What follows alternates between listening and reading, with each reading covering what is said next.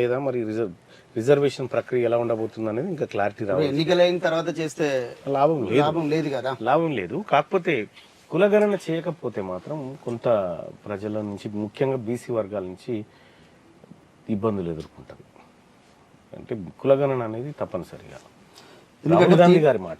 అది ఎవరో అలాటప్ప వ్యక్తి చెప్పింది కాదు, రాహుల్ గాంధీ గారు చెప్పారు. కాబట్టి అది 100% గౌరవ ముఖ్యమంత్రి గారు నెరవేర్చి చూపిస్తాడు. ఆ కులగణన అనేది just one day work.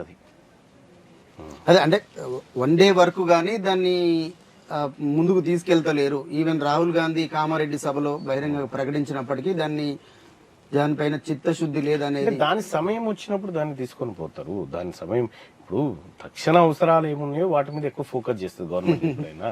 So కాబట్టి కులగణన విషయంలో కూడా కులగణన చేసే కాడ రాష్ట్ర ప్రభుత్వం ఒక నిర్దిష్ట సమయాన్ని, నిర్దిష్ట ప్రణాళికతో ముందుకు పోతాం. తప్పకుండా కులగణన చేస్తుంది. అలాగే మల్లన్న మొన్న మీ ఆఫీస్కి వచ్చినప్పుడు ఒక విచిత్రమైన సంఘటన చూశాను. ఒకప్పుడు అరెస్టు చేయడానికి మీ ఆఫీస్ ముందు పోలీసులు లైన్లు కట్టేది, చాలా మంది పోలీసులు ఉండేది. కానీ నేను వచ్చి చూడగానే పోలీసులు బొకేలతోని, ప్లాంట్లతోని, బహుమతులతోని ఒక దగ్గర ఒక 10 మంది పోలీసులు వెయిట్ చేస్తున్నారు మీకోసం. నిజంగా కూడా అప్పుడు అనిపించింది అసలు ఎంత మార్పు, ఎంతలోనే ఒక పవర్ ఏంది అనేది.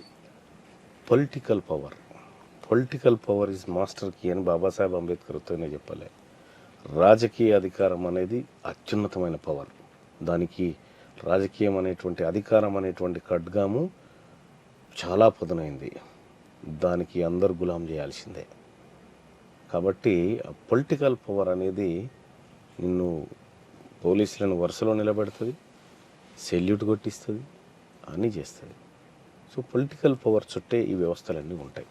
అందుకోసమే మీరు ఈ ఎమ్మెల్సీ కానీ ఎమ్మెల్యే కానీ అందుకోసం చట్టసభలోకి అడుగు పెట్టారనుకుంటున్నాను. నేనేదో పోలీసులతో సెల్యూట్ కొట్టించుకోవాలనో, లేకపోతే సిబ్బందిని వేసుకొని తిరగాలనో, లేకపోతే అధికారులను కూర్చోబెట్టుకుని ఎడాపెడా అది నా ఇంటెన్షన్ కానే కాదు. అది అసలు నేను అనుకున్నటువంటి వ్యవహారాలు వేరు, ఈ వ్యవహారాలు వేరు. కాబట్టి ఇవి సహజంగా జరిగేటువంటి ప్రక్రియలు. ఇవన్నీ ఒకరు గెలిచిన తర్వాత సహజంగా జరిగేటువంటి ప్రక్రియలు గవే తప్ప. కానీ కలుస్తారు, బొకేలు ఇస్తారు.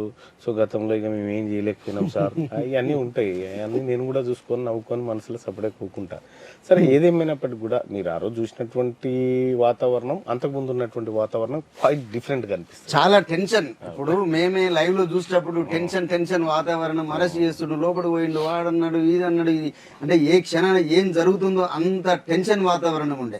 మొన్న వచ్చినప్పుడు అయితే అసలుకి ఈ వాతావరణం ఇది చూసిన నేను స్వయంగా చూసే వరకు అరే ఎంతలోనే ఎంత మార్పు ఇదంతా అనేది అంది.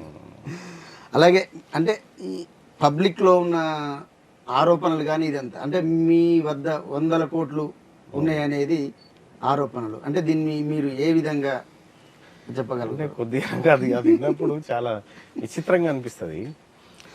ఇప్పుడు తీన్మార్ మల్లన్న దగ్గర 100 కోట్లు నేను చెప్పినట్టు కొద్దిసేపు అనుకోని రాదు, అట్లనన్నా సంతృప్తి పడదాం అనేటువంటి అవకాశం కూడా లేదు వాస్తవానికి కూడా. ఇక్కడ తీన్మార్ మల్లన్న దగ్గర 100 కోట్లు అన్నారు. నేను ఛాలెంజ్ చేసిన, ఎన్నో సవాళ్ళు విసిరినా, ఎంతో చేసినా ఎవరు ముందుకు రాలే. సరే, అయినప్పటికీ కూడా సహజంగా ఇవి ఎందుకు పుడతా ఉంటాయి ఇట్లా అంటే, ఇప్పుడు కేసీఆర్ దగ్గర 1000 కోట్లు ఉన్నాయి, కేటీఆర్ దగ్గర లక్షల కోట్లు ఉన్నాయి. దీని మీద ఎందుకు చర్చ జరగదు? పొంగులేటి శ్రీనివాసరెడ్డి దగ్గర 1000 కోట్లు ఉన్నాయి, ఆ తర్వాత ఇతర చాలా మంది దగ్గర 1000 కోట్ల రూపాయలు ఉన్నాయి. దాని మీద ఎందుకు చర్చ జరగదు? సంపాదిస్తే వాళ్ళు సంపాదించుకోవాలి, కానీ మీరెవర్రా సంపాదిస్తాను కన్నట్ట. అంతే కదా. అంటే విషయం ఏం చెప్తా ఉందంటే, నిమ్న వర్గాల బిడ్డలు ఏమన్నా రాజకీయంగా ముందుకు వచ్చినప్పుడు అడ్డుకోవాలంటే వాడేటువంటి అస్త్రాలు ఇవన్నీ. అంతే తప్ప కానీ ఇవన్నీ చిన్న చిన్న విషయాలు. వాస్తవానికి 100 కోట్లు 1000 కోట్లు ఉంటే ఎప్పుడో ఖతం చేద్ది రాజకీయాల్ని.